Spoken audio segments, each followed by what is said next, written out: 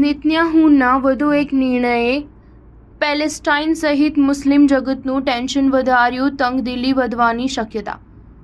Gaza યુદ્ધ વિરામ અંગે કતારની રાજધાની દોહામાં ગુરુવારે બપોરે આગામી તબક્કાની ચર્ચા શરૂ થઈ. વિશ્વના દેશોની નજર આની પર ટકેલી છે. આ દરમિયાન ઇઝરાયલ નાગરિક વહીવટી વિભાગે જાહેર કરી કે નવી વસ્તી નાહલ હેલેતજને 2027 બાદ વસાવવામાં આવશે. તેનું નિર્માણ 148 એકરમાં પેલેસ્ટાઇન શહેર બેથલહમની પાસે કરવામાં આવશે. દેશની શાસકીય સંસ્થા ઇઝરાયલ નાગરિક વહીવટે કહ્યું કે નિર્માણને લઈને પ્રસ્તાવ તૈયાર કરી દેવાયો. જો કે નિર્માણ કાર્યમાં ઘણા વર્ષો લાગી શકે છે, કેમ કે આ માટે ઝોનિંગ પ્લાન અને પરમિટ મેળવવામાં સમય લાગશે. સંગઠન પીસ નાઉએ વસ્તીઓના નિર્માણનો વિરોધ કર્યો છે. સંગઠન તરફથી કહેવામાં આવ્યું છે કે નાહલ હેલેતજ પેલેસ્ટાઇન વિસ્તારમાં વસતા એન્ક્લેવ હશે, જે સુરક્ષા જોખમ પેદા કરશે. તે પેલેસ્ટાઇનની પ્રાદેશિક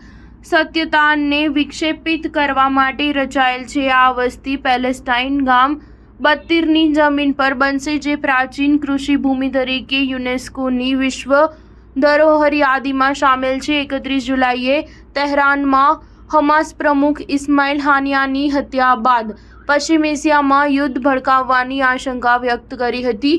ઈરાને ઇઝરાયલથી બદલો લેવાનો સંકલ્પ લીધો છે. ગાઝા યુદ્ધ વિરામ કરાર નિષ્ફળ થાય છે તો તે ઇઝરાયલ પર હુમલો કરી શકે છે. અમેરિકાએ ઈરાનના હુમલાથી બચવા માટે ઇઝરાયલથી પ્રતિબદ્ધતા બેવડાવી છે. સ્ટાર ન્યૂઝ 7 હંમેશા સચ્ચાઈની સાથે.